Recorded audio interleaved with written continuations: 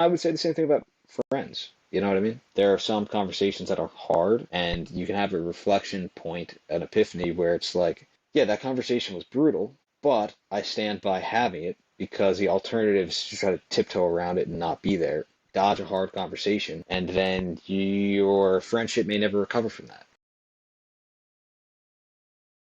Seamus Hoyer, welcome back to the show. Thanks for having me. Absolutely. Let's just get right into it. To start off, how do you define like a an epiphany or a pivotal perspective change? So, in my mind, something like an epiphany, or like I'll refer to it as a reflection point. I feel like our brains typically form like schemas or thought processes, preconceptions, anything like that, just like a pattern of thought that we always default to in situations to assess things or sort things out. So, I feel like an epiphany or a reflection point is kind of when you take a step back or look at something from a different angle and reevaluate not something in particular, but the way you analyze or assess something. So again, just kind of like a change to that schema or thought process that then influences the way you look at everything going forward.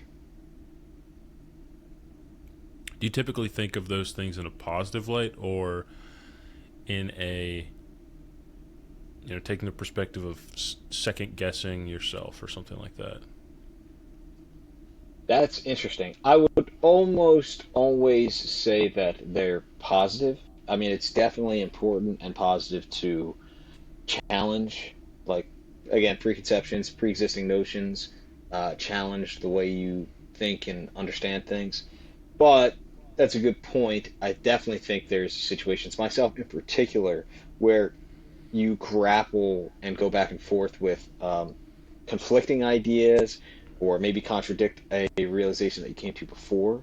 It becomes very confusing, I would say, when that happens, and it's a lot to sort out. I put up with that though, as opposed to trying to prematurely come to a conclusion about what I think about something or how to think about something. I'd rather grapple with that and leave it open. I think people typically tend to try to close out ideas and finalize them, resolve them, which it's for your sanity really. It's a lot easier to process when you do that.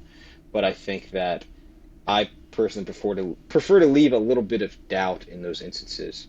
Again, if I don't feel 100% confident that I'm looking at something the correct way, I might leave it open and buy myself a little bit more time to consider it.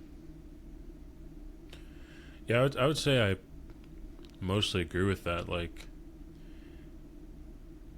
it is second guessing, but it's not coming from a place of, um, well, it is coming from a place of being unsure, but I think it's for better reasons, right? It's not a lack of confidence in your ability to analyze things or your decision making. It's more, the factors may have changed, or um, even your goals and principles might have changed to where the same factors might institute a different outcome that you might want or be working towards. And I think the terminology you used as like a reflection point, and especially the word epiphany, kind of, someone might infer that those are always big things and maybe few and far between, but they aren't.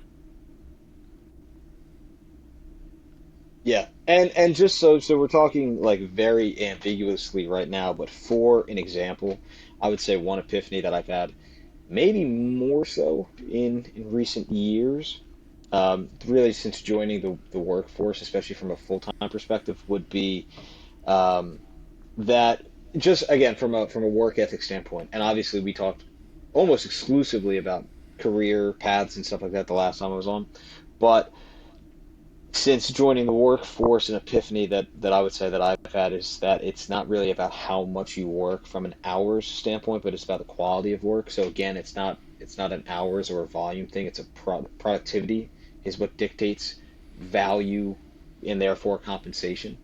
That's an idea that's probably come to fruition in my mind based on just seeing certain peers of mine Uh, I would say the friend group that we have, me, you, Jack, and Inky, we're constantly looking at very, very great examples of successful people and how they utilize things such as like automation, where it's like reducing the amount of work that can be, you know, that a machine can do to free you up to do higher value things. Um, Whereas I come from a background where there's a lot of people in my life, in my upbringing, who are very hard workers, and that's gotten them places. So to speak to how you talk about grappling with an idea back and forth, right? You start buying into the new framework, the reimagined framework of productivity, productivity, productivity. It's not about hours. But then you might maybe justify slacking a little bit and bounce back to the previous idea where you do need to put a little bit of hard work in and you do need to roll your sleeves up. And again, I've seen people achieve some level of success with that. So that I think that serves as an example of going back and forth between two frameworks, like you kind of just talked about. And I think that that in and of itself is like, is kind of the point that we're talking about here, where you're trying to get to the right point, trying to get to the perfect framework to analyze something or to set a goal. And it's probably constantly evolving. Maybe it's asymptotal to reach that perfection, but sometimes you do have to grapple with ideas to get the right balance. Yeah, I think one of the points you just mentioned, as far as like, kind of walking the line between like these two heuristics, or these ways of looking at what you're working on. Do you think that those are, is there something external that's changed, or is it more typically like a principle change, like in what your value is, what your values are, if that makes sense? I think in the example that I just gave, it's probably external. With the example that I gave, I think there's a little bit of, I would say that's the social element, right? And seeing what other people are doing, and one, you've kind of grown up seeing people do things a certain way, and you kind of just absorb that to for it to be kind of your default. But then you're challenged by something external, right? You're challenged by something you're seeing by people around you, per se. And if it's not the social, seeing somebody do something else, it could just be one of those people calling you out and saying like, "Hey, like, have you ever thought about, maybe doing less of the small stuff?" And this is something that I've kind of talked about with my boss, where it's like, don't get caught up in the weeds too much. At the end of the day, like, some of that stuff can roll downhill to other people. At the end of the day, you should probably focus on the biggest issues, and those are going to be the things that are going to deliver the most value for you. But I think that's an example of it being external. I definitely think it can be internal too, and I think that's where kind of like assessing your own emotions day to day and happiness, for example. Like, I would say one of the biggest and most common forces internally of a reflection point would probably be if you assess your, again, day-to-day emotions, your overall morale, and realize that it's off kilter. That should really be a telltale sign that you're doing something wrong, and that you've kind of you need to re-examine things. Yeah, when you mention, your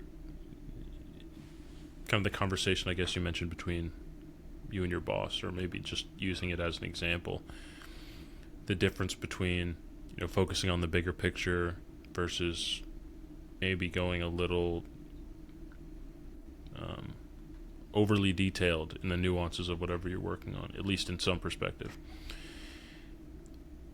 Is that, you frame it as external, but it also kind of seems like it would depend on what your goal is. Like if um, I read something recently about, it was like Masons working on like the Sistine Chapel, and I think it's I think it's called like an apocryphal story. So like a story that's supposed to simulate, a real life, but isn't true, isn't necessarily true. But they ask a builder what he's doing, and he's like, "I'm carving stone." And then they ask the next builder, and he's like, "Oh, I'm building, the Sistine Chapel," and you ask another builder, and they say, I am doing work in the name of God or something like that, right? And it's kind of like these three tiers of like, on the micro level, this is what I'm doing. On the intermediate level, this is what I'm doing, and then on the grand scale, this is what it all works toward. It's that's kind of a very obvious version. That's why it's a story like that. But do you think those shifts of, oh, maybe not hyper focus on these smaller tasks that can roll downhill to focus on the bigger picture? Do you see it as maybe something like that? Yeah, because I think, like, to your point, I think an example of it being an external motivation in that sense, like just in terms of my relationship with my boss and my relationship with the work that I do, right? I think that would be external if it's my boss saying like, "Hey, like you're not performing enough, or we want to see more out of you, or something like that. I need you to do this." All right, well, that's clearly external, and nonetheless, it can still change your perspective on your approach and how to get things done and how to get things done the way they want you to. But to your point, there could also be an internal motivation aside from the opinion and impression that your boss has of it. And in my case, I would say it probably is internal because I'm coming from the belief that if I work hard and deliver an increasing amount of value over time, my compensation should increase with it, which is a concept, just almost, this is almost an aside, but for, being in a sales department, but having a unique job, I work with salespeople who like to do sales because um, the idea that you can control what you make every day that you come in, which is definitely true. And it's, compensation is tied to what you sell because you're immediately contributing to the top line of the balance sheet. But I also believe that I control what I make. You know what I mean? Um, but it may take a little bit longer to see the increase in value, and then I just have to find a way to convey that value to say, okay, this is what I've delivered. Now you need to pay me more to, to correlate with that value. So in my case, I would say it's internal, but in either situation, to your point, I think there could be an external or internal motivation that drives those reflections. Mm-hmm. Yeah, it could be. I mean, most of the time, it's probably gonna be a mix, right? Part of your environment, part of your internal mindset, right? Mhm. And one can catalyze the other. Oh fuck! What was I about to say? Oh, in regard to that, so when you're, because you don't work typically directly in sales, or sometimes you do. It's kind of tangential or Ambiguous, I would say the role is yeah, yeah. But do fluid. you think there's a reflection point or a mindset difference between the kind of work maybe that you're typically more used to and this other, this gap between that and sales, the other people that you work hand in hand with? Uh, how do you mean? So just like the approach that I take compared to them, or the ingenuity to change an approach when I, their I would job is a say little bit more cookie cutter. I would say probably the approach, because it's kind of like a, every different job is going to have a different intermediate goal, right? But the grand goal is still, do, you know, at least in the context of the company, is, present well for the company and make the company money, essentially, right? Um, so, do you think there's a significant difference in maybe one of those intermediate goals, or the type of person and the type of goals that they would have between those two positions? Yeah, if I'm understanding kind of what you're getting at, then I would definitely say yes. So again, like our sales team have pretty cut and dried job descriptions and expectations, and therefore, like use hiring as an example because it's like a proactive practice, right, where we have to proactively look at a resume and a candidate when they interview and anticipate whether or not they have the mentality for sales. But again, we're filling a job the same, for all the times that we hire salespeople, whether we've let someone go, we're growing, etc. Like we're filling basically the same position. We're looking for somebody with the same mentality, and then in turn, once they get hired and once they're in practice, they all tend to have the same approach because they all have the same goal. I think that my job description was incredibly ambiguous. I don't even know if there really was a job description, honestly, because I applied for one of these kind of more standard positions that we have, and then my boss was like, "Hey, I actually have something else in mind. Come in and interview." And that's where it came from. And so, because it's been ever changing, I constantly am forced to reflect, to say, sometimes it's to try to control the direction that it's going. Other times it's to try to cope with the things that I'm doing and the direction it's gone. So whether it's proactive or reactive, it constantly takes reflection because of all the changing elements.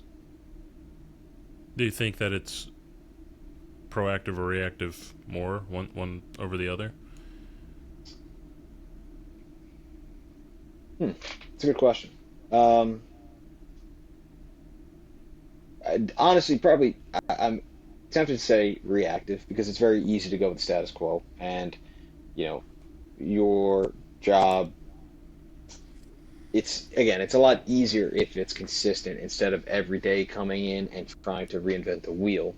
And I would Yeah. say that the reflections and assessments they almost happen at a micro level where, especially with what we do, it's not like I'm working on like three big projects in a given week. I mean, I'm touching 20 different sales, 30 different sales, whether they're mine that I wrote independently, my boss's that he wrote, or customer service situations with, other ones, right?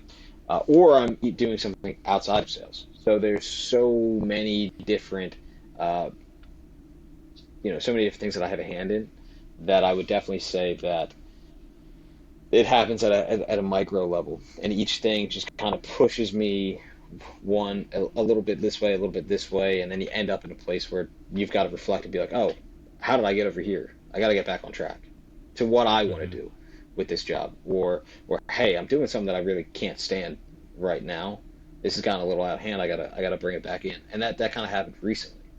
Um, if that kind of answers that question. Yeah, I guess just to get a little bit more clarity so I understand better, are those adjustments that you're making more like logical, logistical adjustments, or are they like kind of lifestyles? Maybe not the right word, but kind of like where you're trying to steer your career, or just what kind of free time you want to have, or what kind of things you want to work on. I would say all of it, which is what makes it so tough. Is that one week you feel more compelled, right? This is again maybe an external motivation. You feel compelled to get out of a situation, and it's a standard of living thing. Maybe that's kind of what you talk about when you say like logistics. Whereas other weeks it's more big picture, more proactive, more so like, hey, with my career, I don't want to be a customer service person.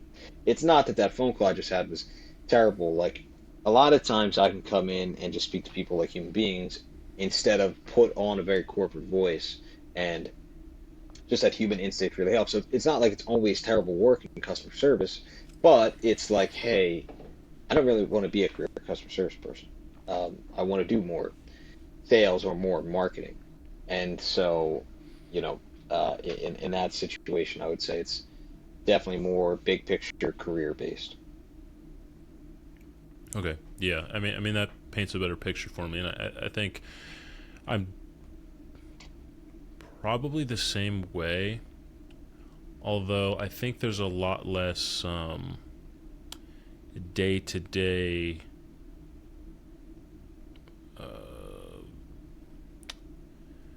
deviation in the Hmm. work that I do. So it's probably a lot less of these tiny micro adjustments. You know what I mean? There's definitely intermediate adjustments between, like, for example, we've both taken extended periods of time away from like doing anything Yeah. or working, Yeah. but Yeah. where you have plenty of time to reflect and like recenter. So I wouldn't go as far as to say like I only like once a year have a shift of mindset, but it's definitely doesn't seem as um, kind of contiguous as your scenario. It's probably for me more, you know, maybe once a month or every couple months. I will. I would say probably around once a month. I'll think about what is the trajectory for this month. Like what do I want to accomplish this month.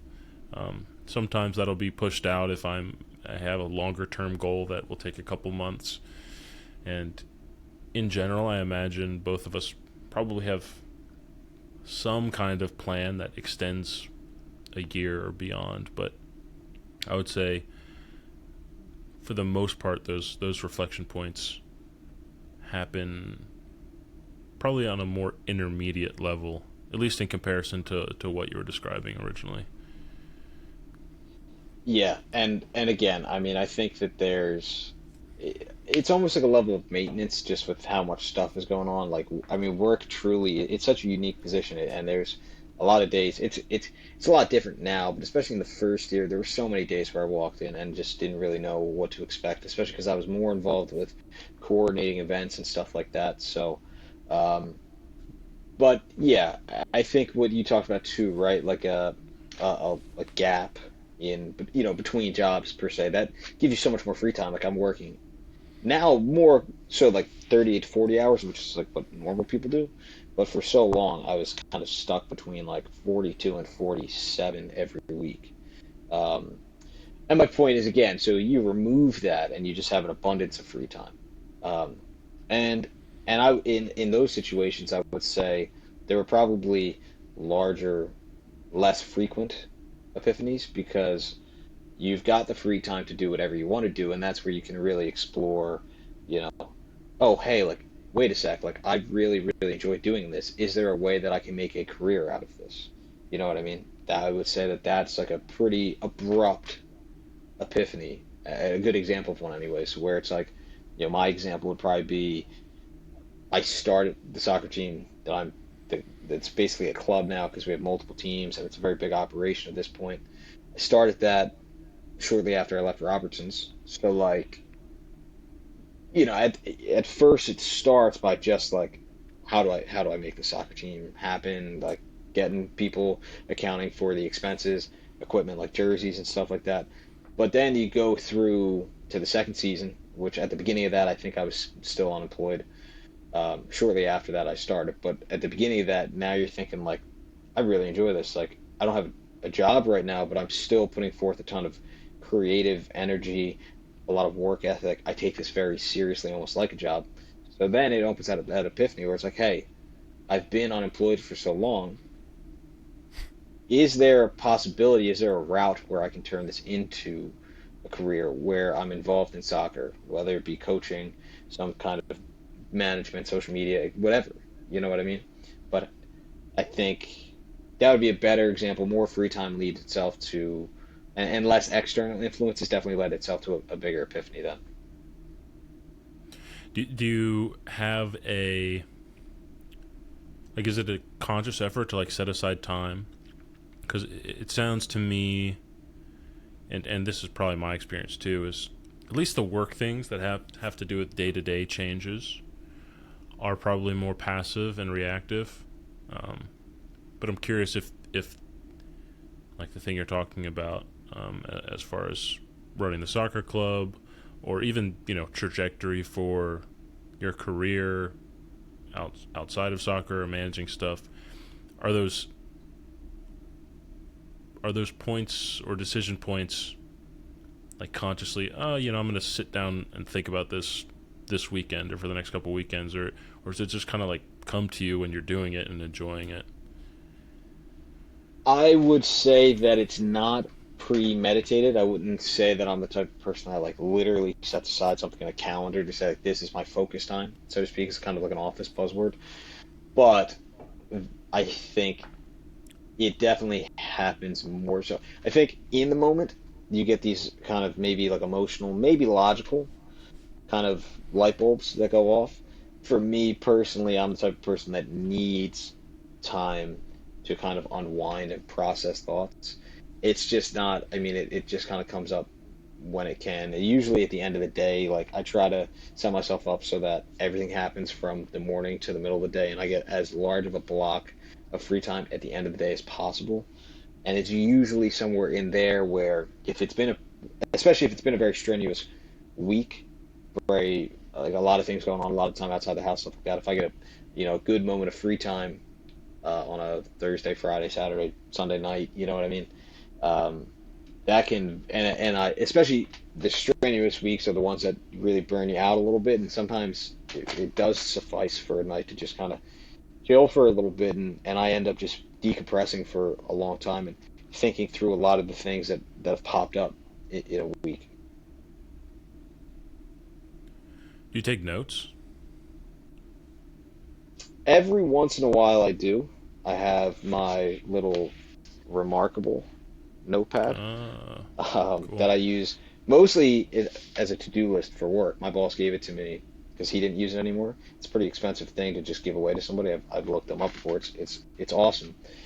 Because I think at the time I was just carrying around like legal pad, and then like a big just piece of paper just writing notes on it. And he was like, "Welcome to the 21st century," you know.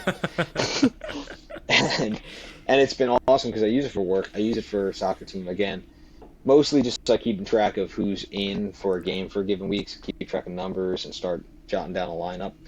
But soccer team is also a good example of when I use it to, I might sit down in a night and try to tackle like, okay, this is what league fees cost me with and ref fees and all that, and the season's coming up. I gotta charge these guys league fees.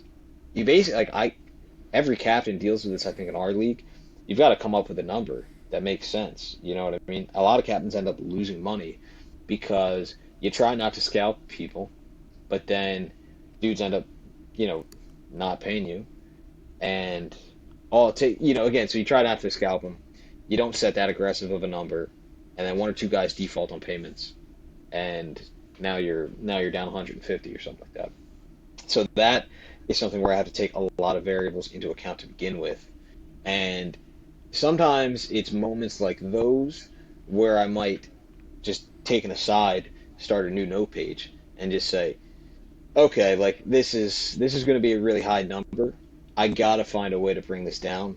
And you just again notepad and start throwing numbers in there and forecasts for like, all right, we have 2 seasons, fall and spring. If we have this many guys on the roster, we charge them this much. This is how much money we can make. This is how much I need from a sponsor to make this all way more affordable for everybody. So yeah, that's just an example of a time where I might just write notes. I like to do that, again, whether it's a to-do list for work, keeping track of things, or exploring ideas. I definitely like to handwrite notes. Are the league fees, just out of curiosity, are the league fees based, are they flat just for having a team, or are they based on how many members, I guess, you have? Flat, and that's the thing, right? So that's something that every Okay. captain deals with. And our league in particular, Casa Soccer League, is so interesting because it's such a well-run amateur league. And honestly, the competition level at the first division, because there's 7 divisions, competition level at the first division is pretty high. There's a lot of former and also current college players and stuff like that. So, and they have a fantastic, social media presence, and they do social events. So they create this image of being a very serious, very well put together league that at its highest level is very competitive. But at the end of the day, it's still an amateur league, so you still grapple with a lot of things where it's like, these guys are just trying to show up and play, and sometimes the younger guys, they don't even think about league fees because their existence in the league for so long has just been like their buddies bringing them out to games. You know what I mean? It's like, nah, dude, like this stuff costs money, and if I get shorted, then I like you might think it costs a lot to you because you're paying one league fee, but imagine paying league fees for 20 people and then having to try to get that back. You know what I mean? Yeah, for sure. Um, as far as the notes go, do you have notes for that are relevant to, the kind of epiphanies that we were talking about. Like if something pops in your head, while you're on a customer service call or you just finished one, and you don't have the time in that moment, as we talked about, to like sit down and replay or reflect on it. Is there like, oh, I need to write that down and make sure I don't forget that, that is not what I want to do. Probably, yeah. There's probably examples, especially from a work standpoint, because it's a pretty fast-paced environment. Something might pop up. I might write it down and be like, all right, let me reassess this. But I would say a good example of when I use notes to kind of capture a reflection point would be I specifically remember on the vacation I took with my dad's family around 4th of July, we went upstate to Gaines, PA, which is out there. Like it's a 4 hour drive from here, basically, and it's very much a small, like lesser populated area, very woodsy, which I really, really enjoyed that vacation. Like we have my dad's whole family up there in like two or three different houses on this one property, and I was in nature, away from people, which I really need to do at certain points, really in the week to week. But something to that extent was really refreshing. Um, and again, like I PA Grand Canyon going on like a 3 hour hike or something like that, getting 20,000 steps in, doing 8 miles, something that you might not have time for in a given week. And I actually, when I was writing down like a couple different things from that, I came to this realization, and I almost reached out to you saying like, hey, maybe we should discuss this. And again, this was like 4 months ago, but it kind of dawned on me where I was like, I was on vacation, and I just like it was in such a mindset and such like a state of like happiness and belonging. Just when I say belonging again, I mean like this feels like the right spot. This is something I wish I could do more often. I didn't want to leave. You know what I mean? And so I was kind of just taking notes on this idea that like, how do I achieve this mentality all the time instead of just for a fleeting 4 days when I have PTO to take it. You know what I mean? Yeah, no, I absolutely know what you mean. And, from there, as I kind of follow that into the category of like lifestyle design, right? Where you don't just take the job you can get, or you don't just take the most money you can get, or you don't just, you know, live in the place that is maybe the most convenient, or whatever it may be, but you make sacrifices probably in the short term, so that in the long term you can, do what you described. Maybe not specifically, for any individual out there, the environment or activities that you described, but the mindset of being like, this is what I would prefer to do every single day or every single week. And then trying to get there, you mean, and kind of like build a path to get you to a destination. Yeah, absolutely. I mean, like, writing those things down on paper or however you do it, or you're remarkable. Um, and not forgetting about it.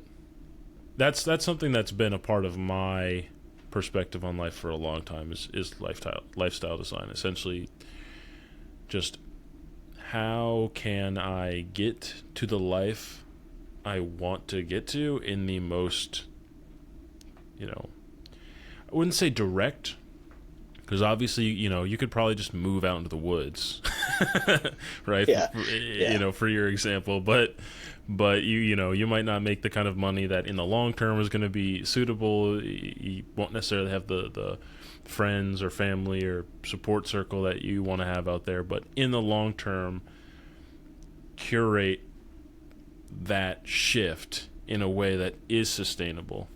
And the most like efficient and valuable way to do it. Yeah. Um, it's interesting. I'm reading a book right now called Obliquity. It's about, I mentioned it not being the most direct path, right? Literally, we could both move into the woods. Like that's that's not the overarching obstacle there. And obliqueness is kind of taking this indirect route, but ends up being better than the direct path. and it talks about a lot of things. One of the things is like in the context of a company. If a company's goal, or at least what it, let's say it's public or private and it has shareholders. If it's the goal it explains to shareholders is increase or maximize shareholder value, that probably isn't the most effective goal that will increase shareholder value. And it might not seem obvious, but at the end of the day, like, for example, Apple, like being ingenuitive in that's not a word. I always say in that though. in what is the word in innovative Yeah, being yeah, innovative and um you know thrusting forward new types of computing and computational technologies for personal devices and stuff like that. That is what made them so profitable and so successful. Whereas if Steve Jobs was like, it's the bottom line. All right, I'm going to mhm, pay my people as little as possible. I'm going yep, to use one ply toilet paper in all the bathrooms and blah, blah, blah, blah, blah. Even though that seems like the most direct route, it isn't. It won't be in the long term, and it's kind of a red herring. yeah. And like so, it's like those ideas, and it's also like giving back to the community and stuff like that. Again, if you're just looking at the bottom line, you're like, well, that's money that we could have put into the operation, or that we could have just saved for the bottom line. But now you're investing in other channels, and you're creating a good image in the community. Hopefully, there is some kind of altruistic motive behind that. Maybe that's a little bit of a dreamer within me to say that. But the point is, it's the same thing that you're saying, right? Where it's like companies wouldn't do that stuff if there wasn't, at the end of the day, realistically, some kind of benefit to the bottom line, just in an indirect way.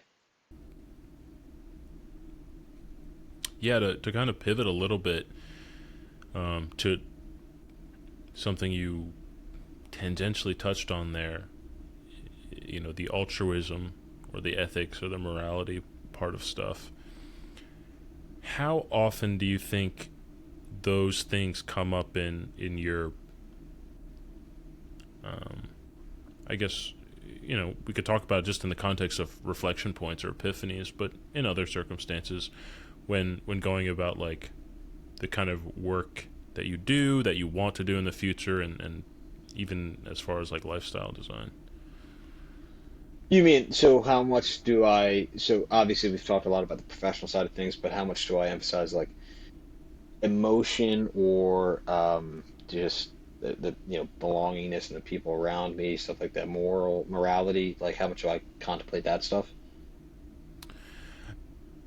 I wouldn't even say like we can definitely touch on the emotional and familial and all that stuff too, but I was more focused on like the morality, like a lot of people when they get rich they end up doing philanthropy. You know what I mean? It's kind of that in that perspective, like long term or even in the shorter term, what kind of moral or ethical impact do you see yourself doing now and in the future, and how does that how do those reflection points or those um, really those principles pay into your reflection points and changes in perspective. I would say they probably come up mostly when I'm thinking about the way I interact with people, and if I'm reflecting on, interactions with, I don't know, teammates, co-workers, probably being a good example, where I'm not, I really haven't done a ton of, philanthropic efforts outright in terms of donating money or uh, time to this organization doing volunteer work or something like that. Did a little bit with work, but that was kind of mandatory, so I don't really think that counts. Um, but um, but one of the ways that I think I counteract that is just I honestly generally try to just be a good person and be supportive consistently, which maybe I'm just justifying not wanting to do work with like an organization like Habitat for Humanity in my free time on a Saturday morning, which, but maybe I'm just justifying that. But like realistically, again, I think that there is something to be said about, consistently being there for people and just trying to, you can tell when somebody's got something on their mind. Again, I think work is a good example because I work with our sales director, so obviously he has a responsibility to push initiatives and discipline if people are acting out of line, reward if they're doing well, especially in sales. Sometimes that's just straight up giving somebody money on their Gerhard's Dash card at the end of the month as a bonus for all their extra efforts. So when he has that responsibility for punishment and reward, right? Inevitably, people sometimes get upset with his decision making process, and because I work with him and am in the know and am always with him, so presumably I have some understanding of his mindset and justifications, but also because I get along with everybody, which I try to do just in general. I think it makes everything more enjoyable. I also kind of naturally end up doing that. But the point is, you get into moments where people come to you to kind of express some kind of concern, disappointment, frustration, and I would say those are the best instances of these reflection points because when we talk about again work efficiency, getting caught up in the nuance and the nitty gritty, there's definitely some lost time that I have to phone calls from coworkers. Because obviously, if a client's calling you, you should probably be picking it up because it's either an issue or a potential sale, right? You should resolve issues to maintain their faith in the company, and obviously, you want to drive sales. When a coworker calls you, sometimes it's kind of BS in a sense, right? It's not driving either of those. And if they're venting or something like that. And I think some employers would maybe see that as a lost time. I think if I was in a different headspace, I would see that and be like, oh, that's a clear instance of where I got to shave time in my workday. It's just not answering these guys. And don't get me wrong, there's some people when they call you and you kind of know it's like, it's probably isn't that important. But even those people, it's like, a reflection point that I've had is that maybe that's not the best place to cut time that I've spent on things because there's that lack of support maybe from other people internally, but I want to be there for them when they're dealing with something at work. And again, from a less altruistic perspective, I believe that if everybody's morale is good, they're going to perform better. So you want to be there just to kind of bring them back down and calm them down. But from a human standpoint too, I think it's important because sometimes people get really, really frustrated at their jobs, but they feel like they can't leave, they feel trapped, something like that. So it's like, hey, like talk to me, like what's going on? I can tell you're really annoyed at the like something that your manager did. You know what I mean? And just taking that phone call, letting them air it out, and then seeing if I can help kind of resolve the problem, either in the short term or in the long run. I think that that would be a good example of where it's like I could easily just not be there for them and save me time, whether that means I get out early or drive sales and get paid more in other ways. But I really, really think it's important to be there for our team because, again, like obviously sales is what makes us money and what we get paid on and what sustains the company. But I'm just loyal to the people that I work with and that I'm in the trenches with. So I want to be there for them. And I would say the same thing about friends. You know what I mean? There are some conversations that are hard, and you can have a reflection point, an epiphany, where it's like, yeah, that conversation was brutal, but I stand by having it because the alternative is to try to tiptoe around it and not be there, dodge a hard conversation, and then your friendship may never recover from that. You know what I mean? So there's definitely some Yeah. considerations to morals and emotions, I would say.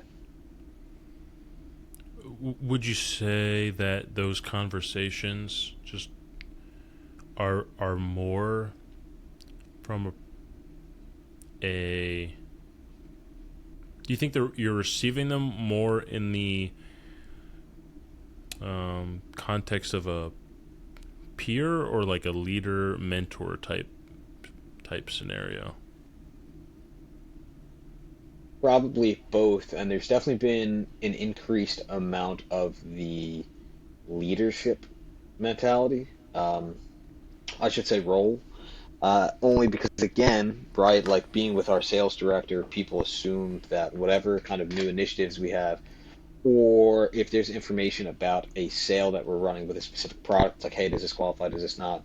That's a really small example, but people just kind of assume. that I might have the answer and I'm easier to get a hold of than my boss, because he's obviously just very busy.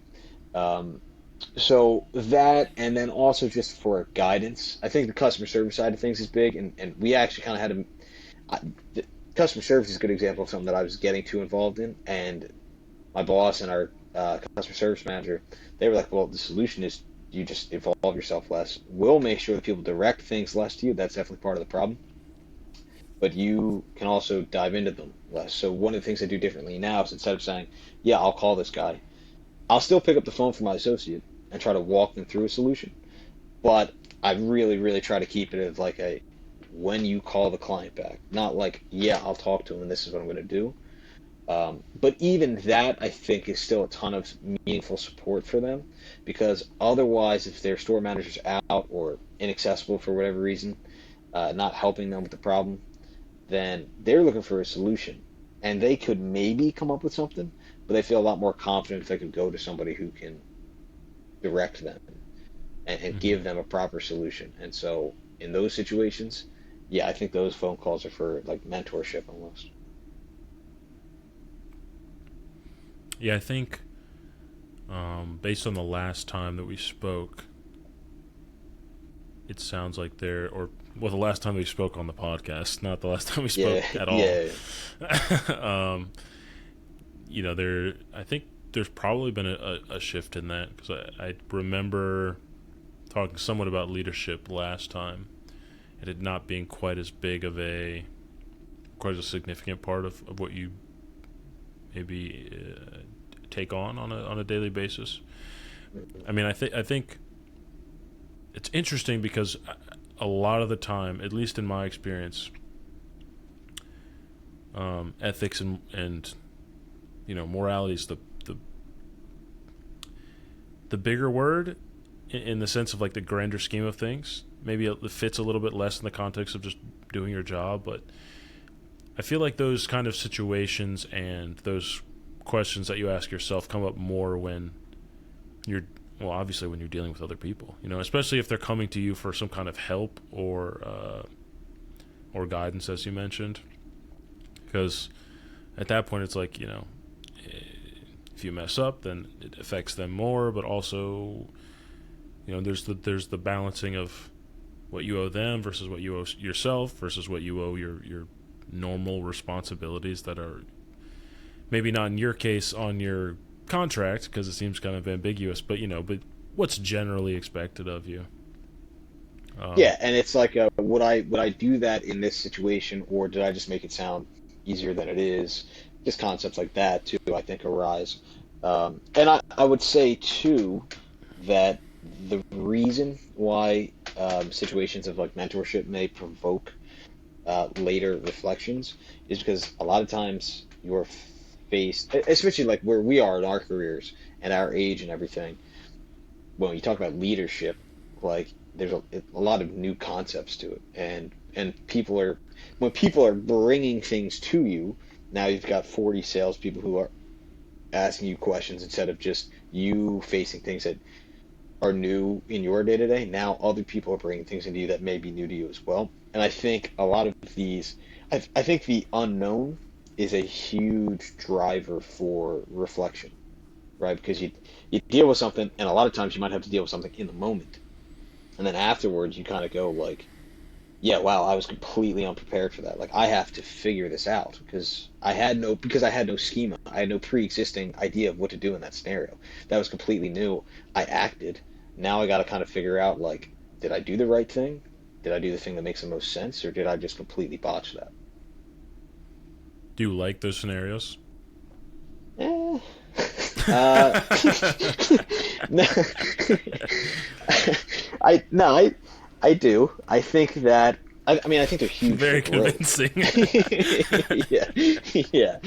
Um, I'll polish that answer up, but no, I think that they are like very, very important for growth. I mean, because in some sense the unknown is uncomfortable, and obviously comfort I think is something that almost everybody naturally uh, looks for. I think some people are better about pushing themselves in uncomfortable situations, but I think by default, you want to go on autopilot. You want to do the things that you know.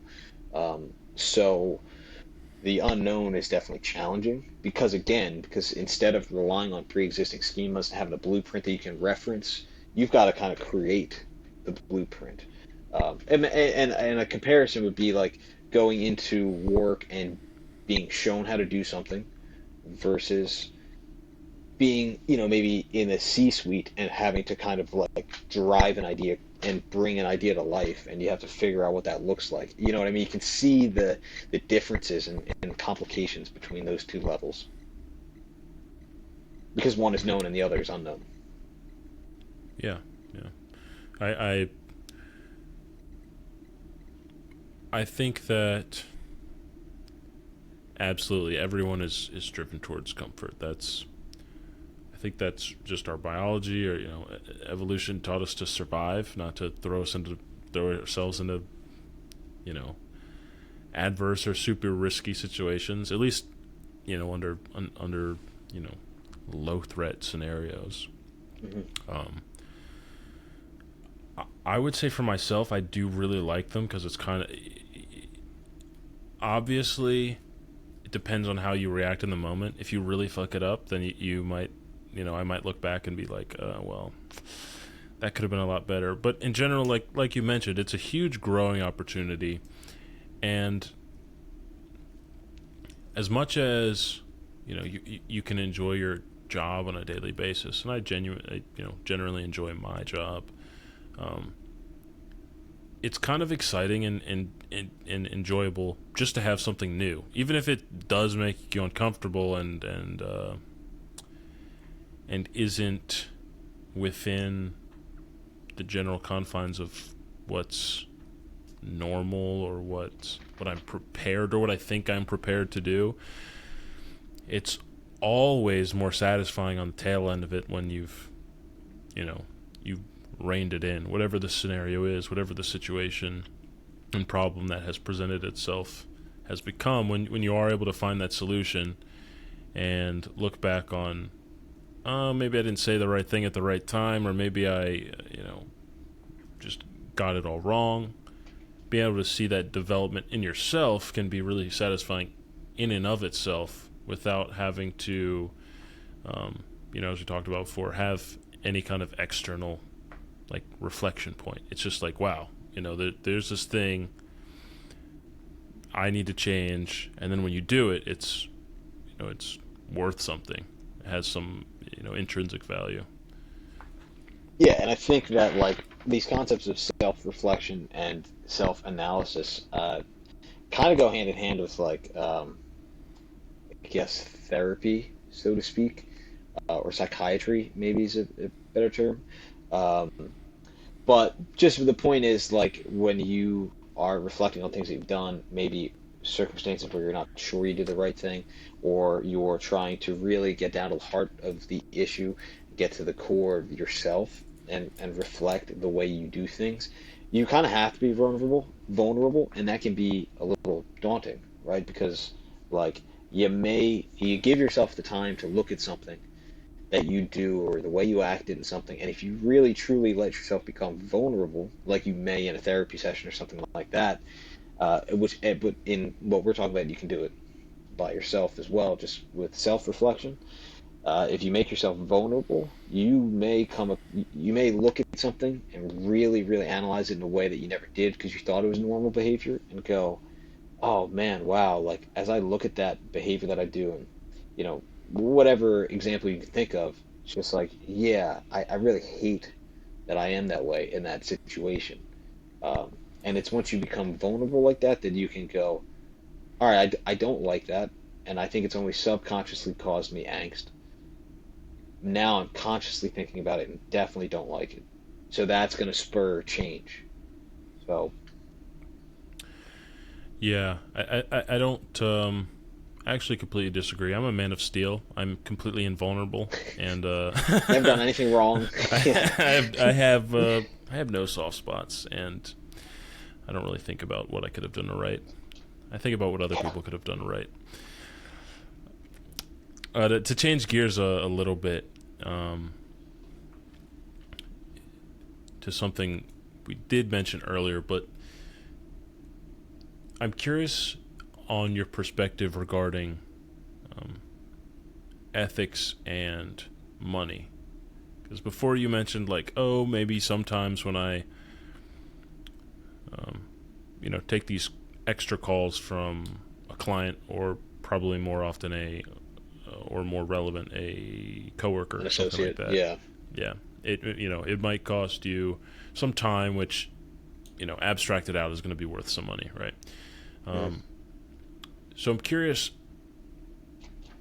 if you've had any of these reflection points that surround the accumulation of money, making money, accumulation of wealth, it being positive or negative, maybe from upbringing, maybe from school, maybe from some other scenario.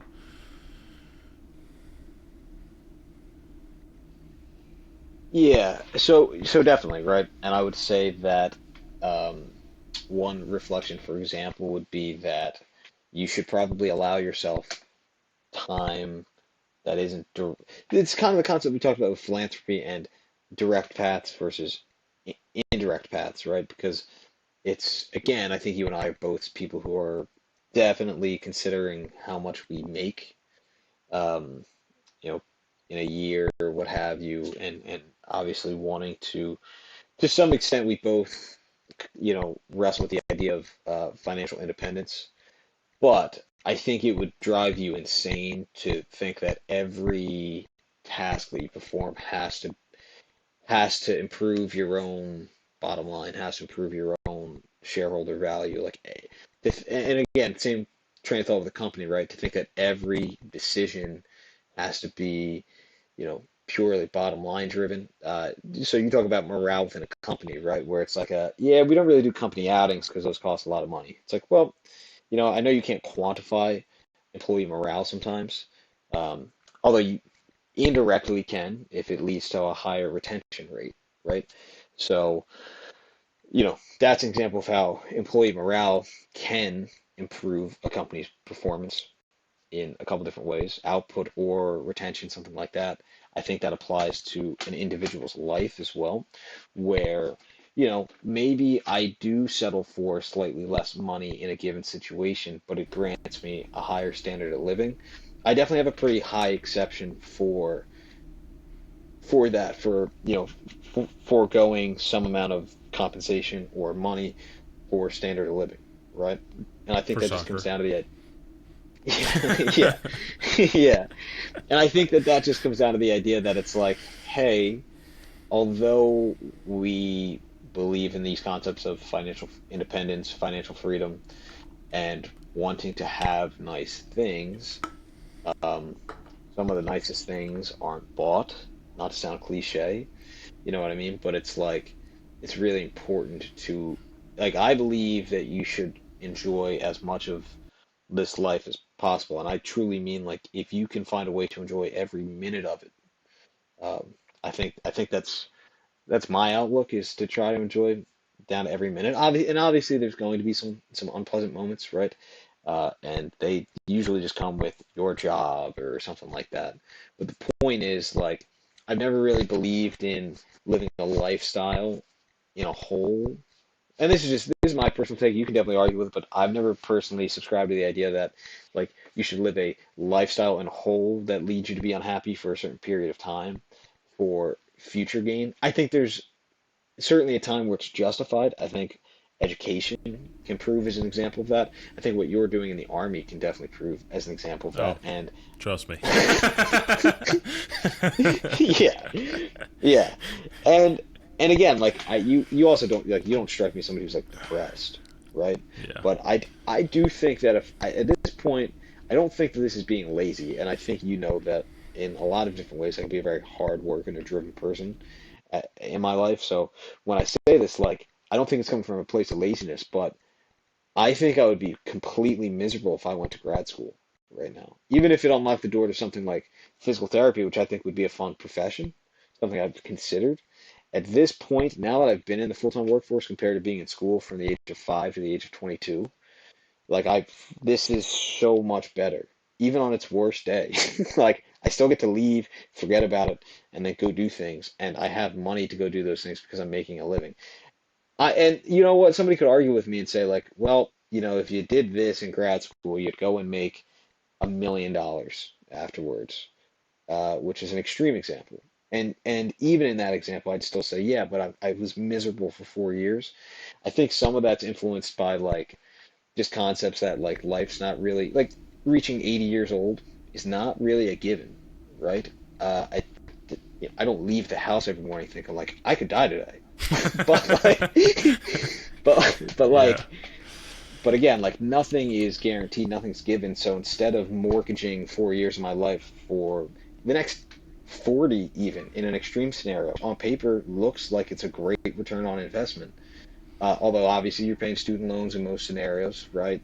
But again, even if it's a great return on investment, if that was 4 miserable years, that's a long time of your life. And like again, like again, this is not the overarching idea behind all of this. But just imagine like you grinded 4 years of school, were miserable, and then day one out in your real job, like you just died of some horrible extreme condition.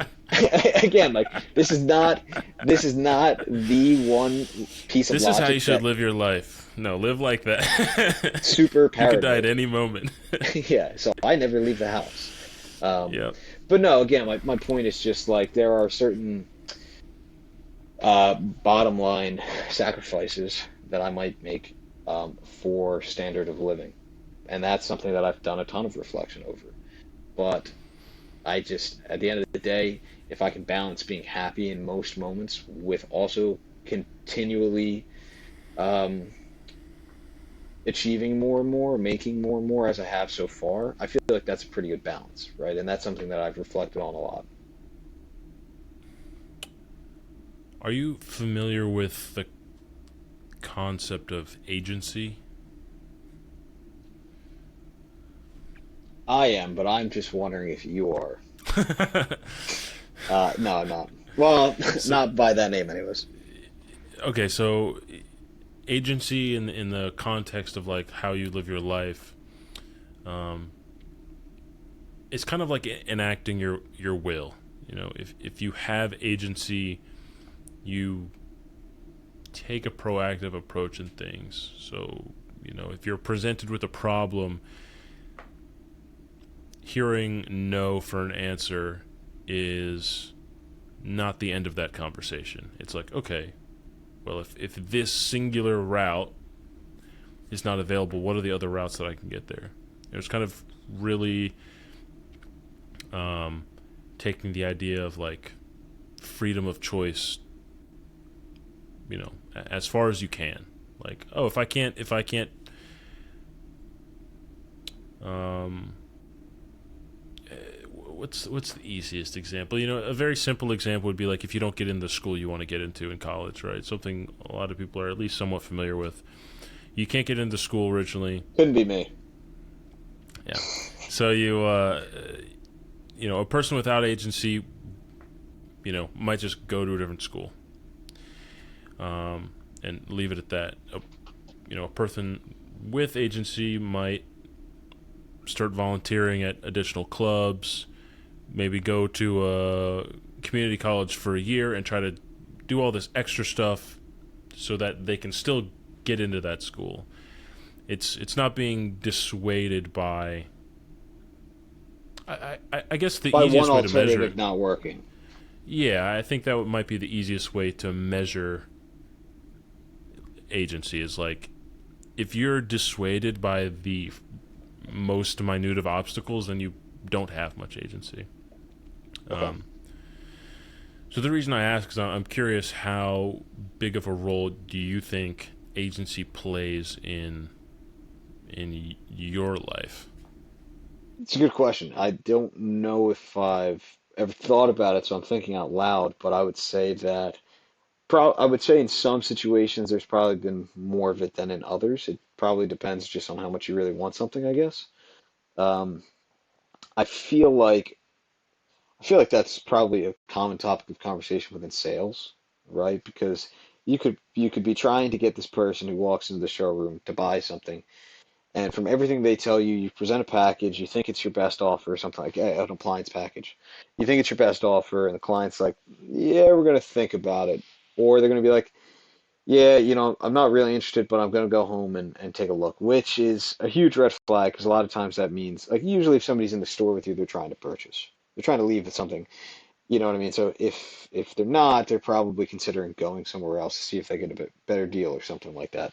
My point is the most successful salespeople are sometimes the most creative, and they may just throw that whole quote out and completely look at something, a different path to get this deal done. Looking at a different brand might not have the same value, face value, but for this client, the things you're saying, you can build a package that's very creative, gets the job done, you get the sale. That's just my interpretation of it and how it might apply to maybe my life. But yeah, again, I think that there's probably some situations. Um, I think the soccer team's probably the best example where, again, from a cut and dry standpoint, or I should say from a direct standpoint, the thing that would make the most sense with handling league fees would be you roster 22 guys. Everybody's all in or they're all out. They all pay the same league fee. Um, some guys are going to make two games. Some guys are going to make all 15, but everybody pays the same fee. You know what I mean? Um, but you hit certain roadblocks where it's like, you know, I got a lot of guys who are really good players that do a lot for the team, but they might only be able to make something in that weird spot, 7 games, 9 games out of 15. So, and you can tell that they've got a little bit of reluctance to pay a full price. It's like you might make an exception, basically, and charging them like a reduced fee compared to somebody else with the understanding that they're going to miss some games or something like that. Or you bring a guest player into a game, but you have set rules where it's like, I'm bringing this guest out, but he's playing less than the guys who pay, even though he's around the same skill level. My point is like there's a very kind of easy approach to having a team where your fees are covered, but you can get a little bit if you can get a little bit more creative, you might be able to find a way to cover your costs, but also improve the quality of the team compared to the cut and dry way. So, when your motivation is to play in the league's final at the Union Stadium, such as ours, which is a really cool opportunity, and then, of course, potentially go on to more prestigious leagues like semi-pro and stuff like that. You've got to kind of find a creative way to get there. It's not always cut and dry. And it's almost like reverse sales where it's like cutting deals with guys where it's like, listen, like if you just give me this amount of money, whenever you're around, we'll take you. You show up, you play 70 out of 90 minutes. You know what I mean? Whereas if you're a guest, I can only play you for like 15, 20 minutes this game. And it's probably not worth you coming out. So then you don't play with our team at all and we don't have your quality. You know what I mean? It's probably the best example of a time where I would have a lot of agency just to get a guy in. Because of course, too, this stuff's so ambiguous that these conversations are always a little tricky to have to try to spell out to some of these guys like, hey, this is what I mean when I say like you're a guest. Like you only come out when I need guys. I might not need guys for any game, and you don't end up playing with us. And some of these guys have, you know, the English is a second language, so it's even harder to communicate. But Yeah. there is the agency to communicate in whatever way you need to, and manage the money in whatever way you need to, while still basically breaking even, maybe making some money, maybe losing some money. But it's all about just finding a way to get to the right goal. Probably some examples within work too, but I feel like that's the best example. There are probably some instances in my life where I don't have much agency, but that's probably just something that I don't really care about. Yeah, I think that makes a lot of sense. Obviously, I know that you're hopelessly in love with this sport that is pretty mid, but but it makes sense to me that of the things that would inspire the most, problem solving and effort as far as you know making things happen, um, that would come in that picture, and I think that it's really effective to quick question. I mean, I would imagine the soccer and the club stuff is probably the most passionate thing that you work on a daily basis. Is that probably true. 100%. I mean, I really haven't been playing much music lately, which obviously is something I want to get back to. I still love music, but I just had a hard time. It just felt like I uh, stretched a little too thin, and everything became maintenance. Like there was a time where I was trying to progress as a musician and playing with, Kyle and Tim in the band, and every once in a while playing a set and doing WhosRecords and doing DMA and also working a lot of hours, as I previously alluded to.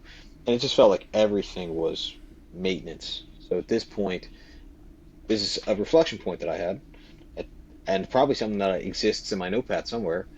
Just looking at the way I spend my time and saying, like, all right, like in the short term, this has to go, so I can create more room for this, which is my priority. So, yes, to answer your question.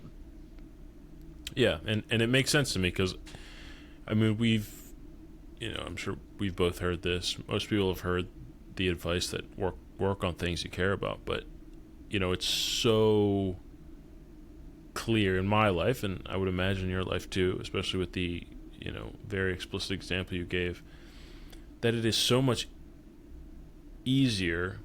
And easy isn't maybe the perfect word to use there, but I'll use it anyway. It's so much easier to have agency and solve all those problems and put all that extra effort into something you give a shit about, and Mm.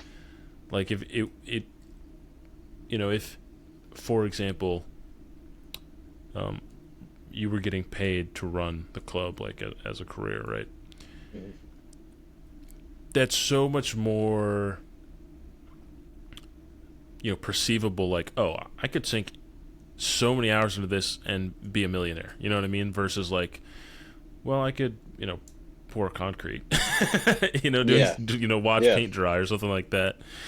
Um, yeah, no, I think that's a great example. I mean, I see it in my own life in music and stuff like that in the podcast, but I'm always curious about what that thing or what those things are for other people. Yeah, and I think again it was the result of a reflection point, and I will say that something that you've touched upon is like kind of having a vision and trying to find a way to get there. I wouldn't really say that this was a vision of mine like 4 years ago, or even when we made the team. I, that being said, we had conversations about what it could grow into in like a super ideal situation. And I don't even think I was the one driving those conversations. That might have been like Trevor, one of the guys I started the team with, who's not really even that involved now. You know what I mean? But as it's kind of ballooned and just kept going and going, and as we continually progress, and as I put time into it, I see more come back to it, and then I put more time into it. So it's kind of a snowball effect there, and a positive feedback loop. And just to kind of like explain what that looks like, it's not just about the soccer, although I love that, especially with like dealing with my knee injuries and kind of feeling like I'm at a point where I don't think it's worth the risk for me to play competitively anymore. At least that's where my head is at right now, because I do not want to go through something like that again, where it upends your entire life. So playing maybe in itself is not really the thing that gives me that motivation and that inspiration. But being involved with the team that I made, where we create all of the branding, we create the jerseys, the logo, the team name, um, we run the Instagrams, and which also gives me social media experience now and experience with the Adobe suite, Photoshop, Premiere, After Effects, etc. Um, and then there's the leadership tailwinds and stuff like that. So there's just so many elements that it's improving in my life. Coaching, right? So yeah, again, there's just so many tailwinds. It just in my mind it justifies itself, and then of course too, there's the innate interest and passion in it, where that's what has started to spin the wheels and make me think like, okay, can I can I find a way to make this to monetize this? And I do have a teammate who is potentially interested in pursuing, like putting some money on the line to pursue that. I kind of also need him to commit some time, because time is one of the most finite resources. But yeah, there's definitely thoughts and ambitions of continuing to grow this. That's what's so cool too, is because the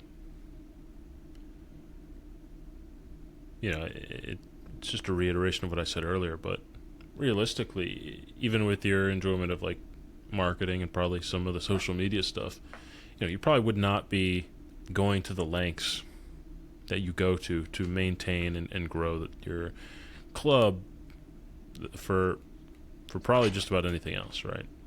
Hmm. And I'm curious about because you said you didn't have this image 4 years ago, for example. So in those periods, maybe not in the day-to-day perspective changes, but in those maybe more dedicated times or um, low, times of low distraction where you have more downtime, how often do you find that other pressures, like other societal interests, maybe that's not the best way to put it, but other societal pressures and things that are subliminally marketed to you, like having a super nice car or having a different job title or whatever it may be, how often do you find those things have crept into your view of like what your next step is, or um, what that picture of your life is a year from now or 4 years from now? I'd probably say pretty minimally. I think in some aspects it's maybe slightly been increasingly influential. Maybe just in terms of certain, you know, uh, interactions with people, just because that is so socially and emotionally driven. But one of the things that I think you and I maybe discussed briefly, either before or going into this, is just uh, like just major ways to kind of assess things, major influences, school of thoughts to assess things or come to certain conclusions. I feel like there's kind of like emotional trains of thought, social trains of thought, and social reasoning, and logical reasoning and logical approaches to these things. So I feel like what you just touched on is like, you know, is there certain kind of, um, do you do something because of, the emotion? I think the best example is like, I feel bad if I didn't go to such and such person's event, birthday party, something like that. I feel bad if I didn't make an appearance. Um, or like a social thing where it's like, in this situation, the most common thing to do is this. Or to your point, like the social pressures of like, at this age, I probably shouldn't be driving a used car. I should have this nice, fancy, souped up, you know what I mean? Like to make it, so everybody knows that I've kind of made it somewhere in my career. Or I should have a house by this age because that's what everybody else has. Um, I would say that typically, for better or worse, in most situations, I have typically taken a logical approach to things, which is kind of just like analytical, maybe I would say, and it's almost like looking at the bottom line, or it's taking a very literal approach to something. Um, so so yeah, so in terms of like what you were just kind of asking me, I don't think that I feel a lot of pressure to conform to social norms and look at other people and create benchmarks for this age or something like that. I think I try to look at that stuff for a comparison for a litmus test, but that's not really what like drives my decision making process. That's not really what drives my goals. Yeah, I would say for me it's kind of a mixed bag. Um, in general, as far as like the kind of peer comparison or what other people are doing at my age or whatever, that's not so much of it. But I will say, as far as like work and kind of cultures that you get involved in, um, whatever those might be, it might be an outside of work activity, it might be just culture within work or something like that. But for me, it's most prominent in work, and I think in general it's difficult to get invested as much as you are in something like your job and being competent in your job and being knowledgeable about your job and being a leader in your job difficult to get invested enough in all of those things, but then also have depending on what kind of work you do, but for me, a fairly separate value compass or um, pillars of belief, and have them not get encroached upon the value system that you're working in daily. You know what I mean? Like, maybe for you it would be working with the sales department, right? I don't know much about what you work, but in general, sales people can be like it can be fast money. They can want to buy a lot of things or Hmm. do a lot of Yep. things that aren't always that are a Best bit in the more long term, keep smartest in the long term. yeah, a little more of the keeping up with the Joneses type stuff. Um, yeah, I mean, you can see that in any career field, really. But No, because you're right. I mean, so within sales, like there's definitely, especially like what we do, because there's such a quick turnaround time with so many sales. It can literally be like someone comes into this showroom and within 8 minutes they spend $3,000 on a fridge. You know what I mean? So there's definitely an element of immediate gratification with our job and our compensation that in turn attracts a certain type of person that is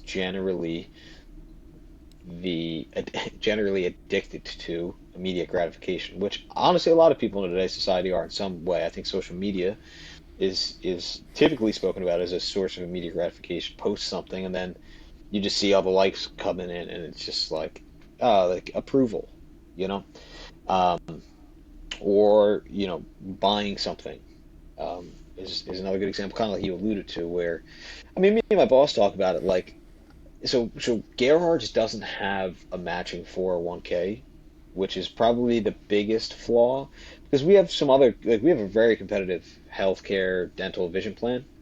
Um, and honestly, I think so we've talked about implementing like sourcing a 401k match because that's definitely something that I would like.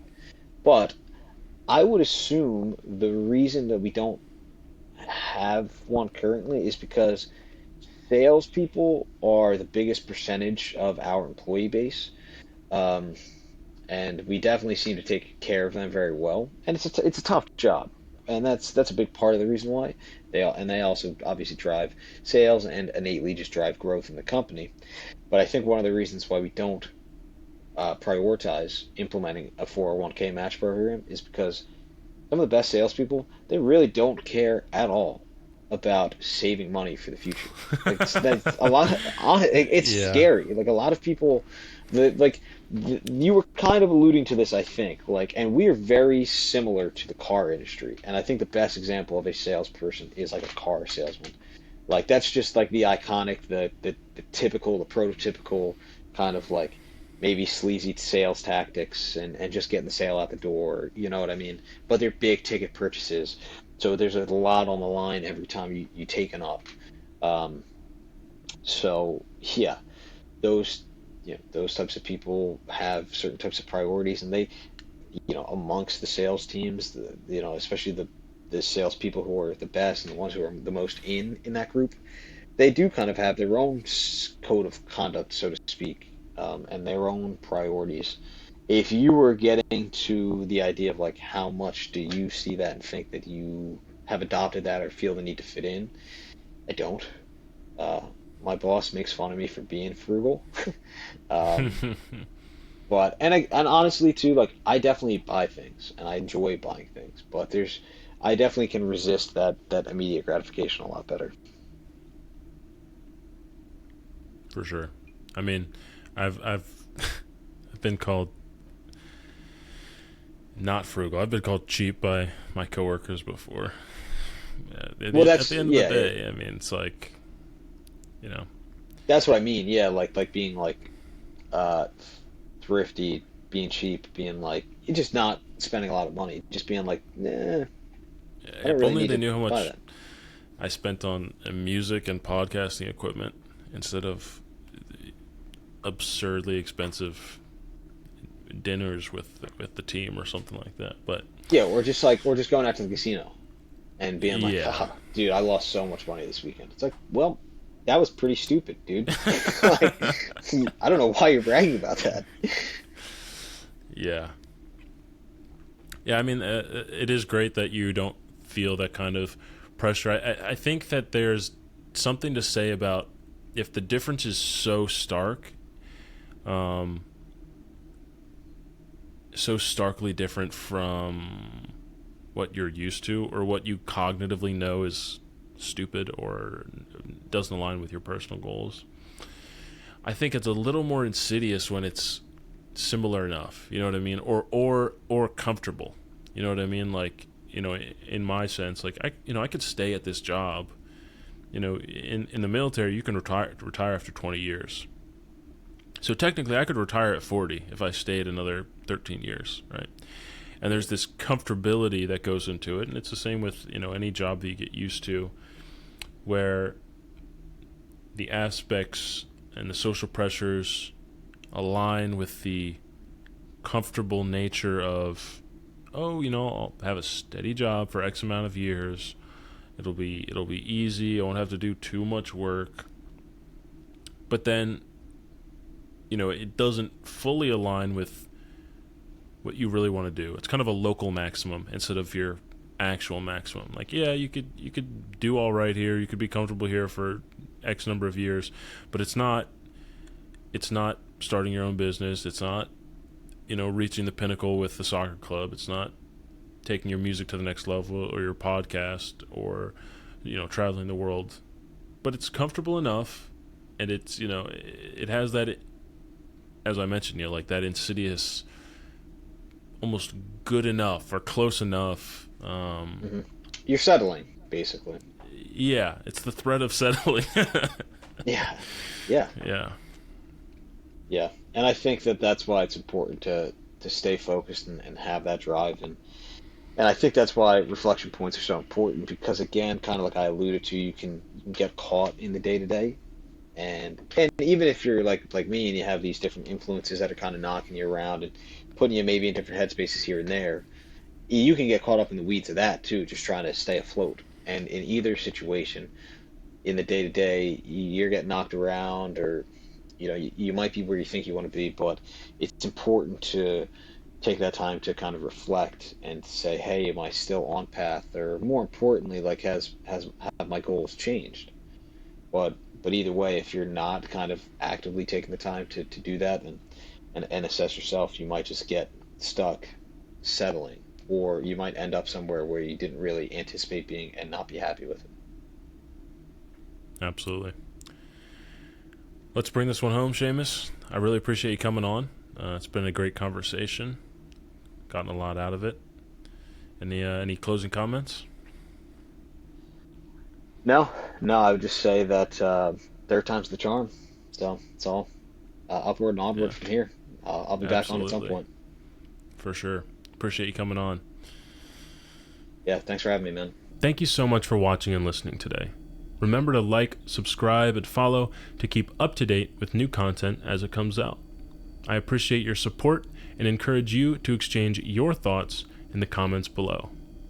As always, keep an open mind.